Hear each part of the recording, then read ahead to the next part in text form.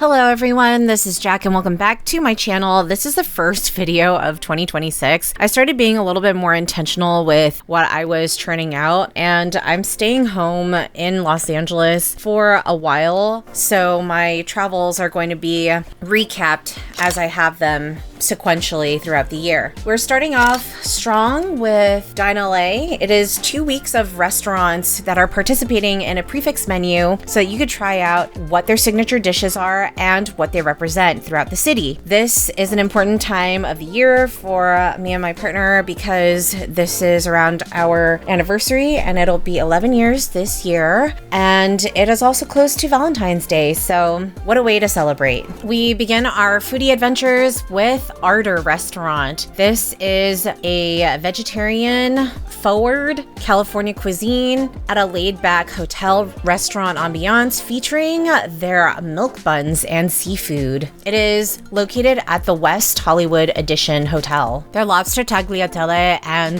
this steak dish were awesome. The fries were also seasoned really well. Oh, pretty.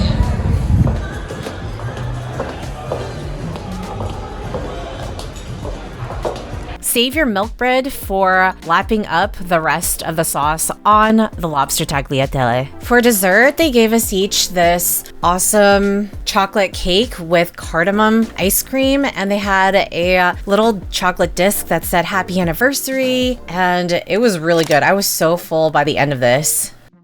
For the next place, we actually met at my partner's work. I took the commuter bus over and then he drove us to the industrial part of Los Angeles, and we actually went over this 6th Street Bridge for the first time. We saw it lit up after they completed it, but we've never been on it. So this was our first time and it was beautiful during sunset and twilight. 6th Street. Turn right on Mateo Street.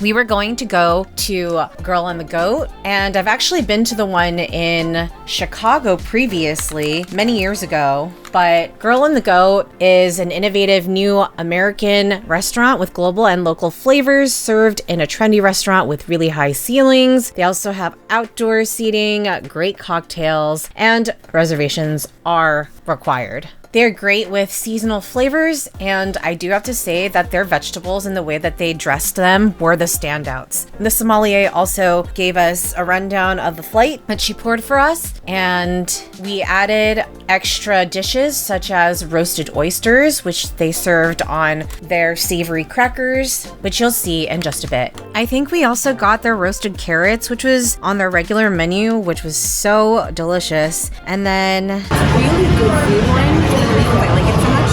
It has a lot of like white Cabernet Sauvignon, 50% Merlot from Chateau La Motte, 2018. I'll give you the rest of it. also recommendations to friends. Thank you. Everything else was to share: roasted beet salad, pork belly noodles, wood-fired broccoli, chickpea fritters, spiced sea bass, and the dessert was a yuzu posset. Yeah, I was really surprised at the hummus and all the dressings that came with the dishes, including sauces, because that's what amplified the ingredients without taking the freshness or the taste of each of them away. Obviously, the wines also paired really well for each course, and they gave them all at the same time so you can mix and match with each dish at your leisure. Perfect. Happy anniversary, guys. Thank you. Oh, Awesome, wonderful. thank you. See, look, the candles. Oh, it got it though. Plate. Oh, I love these plates. Oh, yes. I love that they also gave you QR codes that you could pay digitally, and you could even split the fee or final fare with whoever you need to. All right, so next up we have Wife and the Somm, short for sommelier. And this one is in Glassell Park, and this is a wine bar as well as a hidden gem as a cozy restaurant tucked away in a neighborhood corner. They have a wonderful selection of wine and seasonal farm-to-table style food. Of course, at a place called Wife and the Somme, we had to try their flight. And course one, we both got one of each, which was the miso buttered snow crab, as well as roasted fungi valley mushrooms. Second course, we had a small batch burrata and barbecue Morro Bay black cod, which was excellent. Course number 3 was Mary's chicken coq au vin and the gochujang marinated wagyu flank steak.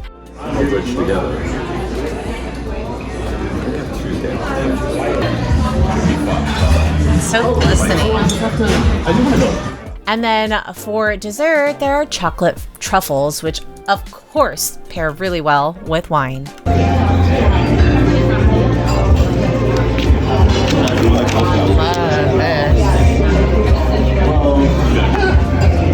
That real leather was so beautiful to the touch and smooth. Oh my god, these vanity plates are giving me life here in Los Angeles. So I'm going to take a break and showcase this bookstore that was right next to Juntos because it took us over an hour to get here to Santa Monica because they were doing work on the 405 and we missed happy hour. But not to worry, we caught happy hour elsewhere as we waited for our friend to join us. This bookstore is a metaphysical store that had really interesting stuff. Same, bro. Same. And cabinet curiosities from all over the world. All right, so happy hour was at the Misfit Bar, which I haven't been to for a really long time prior to the pandemic, and this was an upgrade. They have creative comfort food, health-conscious fare, and handcrafted cocktails, which are the stars at this hip gastropub. They are really strong, too. Their unique cocktails included Japanese Dream, which is what I got, with vodka, Japanese matcha, basil, coconut, and lime. The basil was yummy to eat. And then I believe my partner got the Misfit, Cutwater Barrel Rested Gin, Carpano Antica, and Orange Bitters. All right, so Juntos is a place that I've been trying to go to forever. It means together, and it's a Spanish tapas bar located on Santa Monica Boulevard between 5th and 6th. They're a neighborhood eatery that has Spanish touches, including jamón ibérico, which you could see us add onto our list, manchego, and fried eggplant, as well as a wine list and cocktails. We got a gin and tonic as well as the Spanish Sazerac. You want to take a bottle? A picture? A bottle. You want to take the bottle? Another one for the collection. I mean, mine's video, but... You guys want me to just squeeze the lemon on? Yeah, get it, girl. Squirt it! But like, you know, I'm not like... Okay, so incoming. I'm like... All right. Now let's go orange. Cool. Wait, orange. Aren't you glad? Cute. It's a very big, a very bold. Rioja. Oh, we will, girl. We will. Look at it. Potatoes, baked in salt, fried aioli and split pepper on the Beautiful. side. Love it. Flat iron steak, salsa verde. Thank you. And Thank you. raspberries. And Oh, yeah. Yeah, this is the Liquor 43 espresso and I don't know. I'm here for it though, whatever. Our server Jessica was so great. She literally gave us 3 wine glasses for 4 of their wines to taste so that we didn't have to share from the same glass. And she changed out one of the flans at the end to be the Basque cheesecake so that we could try it off of their regular menu. Excellent service. Fabulous. So like countryside. I've been trying to go out to hike a little bit more because last year it kind of dropped off, and since we were eating all of these rich foods, it was time to make the effort to do some hikes. I did almost twist my ankle because I got distracted with pastries and I missed a step. So it was a little sore while we went to Griffith, but I made it to the top and it was a beautiful day. Super clear. No, or he's got a drink because he's seen too much. We have this tradition with this friend of ours. He is an old coworker of my partner's, and we went to EDC together, our first ones, and so we're bonded that way. But after hiking, we usually go to a Japanese curry place, and then pick out and eat everything that we already walked off. So that's what we did, including some Korean fried chicken tenders that were boneless and also equally delicious. All right, back to DineLA. So when we went to New York, we went to Momofuku because it is by David Chang, who is a renowned chef. And so he opened Major Domo in Los Angeles, which is an eatery offering noodles and creatively prepared meats and fish in an industrial chic space. My friend who joined us for Shuntos was also here, and she was kind of skeptical about it. It was not in a very pretty part of town, but it was up and coming. So good.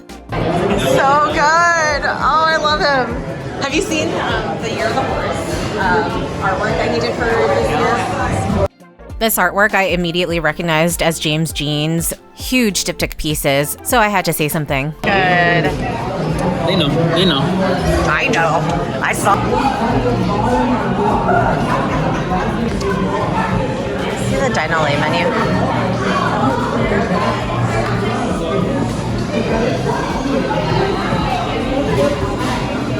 Oh, cardamom, not whatever. It's so cute. So each gorita and then the peach. Yeah. Have you guys had the syllabus? I don't know. I didn't. Wow. Even the knife. Oh. This is their Bing. They have like a chili oil type of thing with some almost peanut butter consistence type of paste that you could put on flatbread, which was super tasty, different flavors. Okay, cheers! Yeah. And then this is the second time that we've ever had the dorade fish. The first time was in Miami and it was so good. 11 years. Damn. Y'all blow it out? 3, 2, 1. That's sweet. Fuck yeah. Loved this quote from a production company that was right next door. I can't. And then it was time to head to the next DineLA place, Norikaya.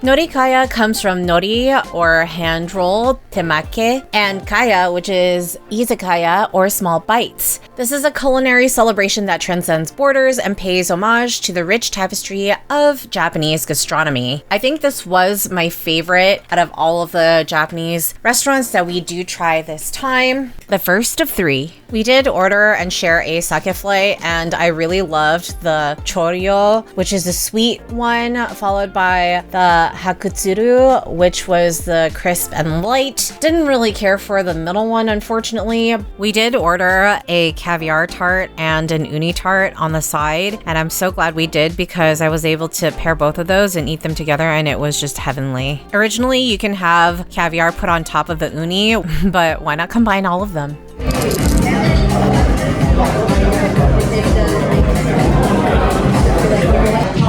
How do I get the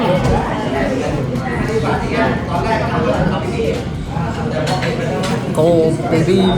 We also got a cocktail that is supposed to be a old-fashioned, but it's actually made from sochu, white oak, with the Angostura bitters and orange peel. The scallop roll was my favorite dish after the tarts, and then the spicy tuna over crunchy rice was obviously a classic that we had to try. It was a substitution for something else, but glad that we got this instead. My guy was hustling. It was only him and another person making all of the food for the entire place. This one was interesting. It was a hand roll that was with unagi, which is a freshwater eel, and then strawberries on top with some sesame seeds, Experience, which is a new jammy type of feel. And then the bathrooms had a clear wavy glass looking out into the restaurant. And then it was time for a gel and sorbet with green grape dessert, which was the perfect refreshing gelatinous gelato type of end to the evening. All right, the second Japanese DineLA experience was at Rokusho on Sunset Boulevard, and it was actually located downstairs from its sister restaurant. But we're gonna focus on Rokusho. It had authentic Japanese cuisine and vibrantly crafted dishes in a moody bar in the heart of LA, and they had a cocktail flight, which was well worth it because one of the cocktails was already almost half the price. They were each really refreshing and made by a Hawaiian guy named London. And they also make their own yuzu soda, so we had to get one of those too, and it was so good. I think if you made it into an alcoholic beverage, you could just add like a vodka or a gin and it would be chef's kiss. So we got one of each of the salads that started off with the first course. It was the Mizuna salad and the Caesar salad. Honestly, the Caesar salad kind of killed it. The Parmesan with the milk breadcrumbs, like, and bonito flakes, just made everything super savory and tasty. For the second course, we got one of each seared sea bream crudo and the Wagyu tartare. Love this knob in the bathroom because, oh my god. Third course, we did braised winter yellowtail, which was so good, and the 5-ounce Wagyu tenderloin. And then for dessert, there was a sweet potato brulee, as well as a burnt Basque cheesecake. So obviously we got one of each of everything. Loved this quote too. One cannot think well, love well, sleep well if one has not dined well. Totes. That's how I want to live my life. That is how I live my life, because food is my love language. All right, so this was an impromptu lunch. Paradise Dynasty was having DineLA for the midday meal, and since we didn't prep anything for my partner's lunch for this day, he was like, well, why don't you just come and meet me and we could go do DineLA together? So I was like, you know what? I will. Kentucky Mule with whiskey, French 75 with a sweeter strawberry. Damn, look at that list. It is a xiaolongbao, which is a soup dumpling place that has a bunch of different sides, and it was really filling. For the appetizers, we got the Japanese cucumber with minced garlic, as well as the wood ear mushroom in peppercorn vinaigrette. These two were recommended by Sharmi, who was our wonderful server. And then for the entree, we actually got 2 of the special Dynasty xiaolongbao, which are 8 different flavors, all color-coded. And then off menu, we also got the fried rice with fried pork chop, as well as the noodle with don don sauce. And then at the very end, we had a dessert that was the mochi balls with persimmon and sesame seed, black sesame paste inside for Lunar New Year. And oh my God, those were so good. And they were great with the jasmine tea that we got. We had a pot of jasmine tea each, and I couldn't sleep that night because of all the caffeine. And last but not least is Jade Beverly Hills. It's a stylish sushi eatery featuring Wagyu beef dishes with a modern twist plus cocktails. Just note that their cocktails range from $20 to $25 each. Jade is a relatively new restaurant located in the heart of Beverly Hills that serves contemporary Japanese-inspired dishes. The interior is very beautiful, and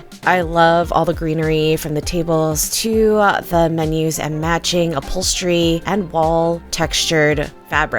DineLA starts with a spicy tuna crisp where it's acting like a dip, followed by hamachi tiradito. Sashimi nachos was an option, but we didn't gravitate towards that one. We did do the jade roll. As for cocktails, we got the Ten Kiame 2.0 and Summer in Hayama. I literally had to blow out the fire on the pineapple because it was soaked so much. I tried eating it and it was like so bitter and inedible because there was so much liquor in there. But yeah, it just kept burning. We also added a Wagyu don, which was actually our favorite dish. It was a little bit of a DIY where you have to pour the sauce and then mix it yourself. But honestly, it did taste better with everything combined. We tried it once by itself first, and then with everything, it was just like a symphony. I think we also got the black snapper sashimi, and then we ordered the 9-piece nigiri set. That was the chef's daily selection. We also added the jade roll just so we could try their signature combo. And we got one of each of the desserts, which was a creme brulee with black sesame seed and an apple pie with scoop of ice cream, homemade. And that kind of concludes our foodie adventure for DineLA 2026 winter edition. We spent about $1,000 each. It's so cute. Oh my God. But you know what? We are investing in experiences rather than material things at this time. So if you like it, give it a thumbs up, share so that other people can learn more about this restaurant. Couple of weeks in Los Angeles. Subscribe and click the notification bell so that you know when I have new content out. And until next time, keep curious, everyone. Jack out.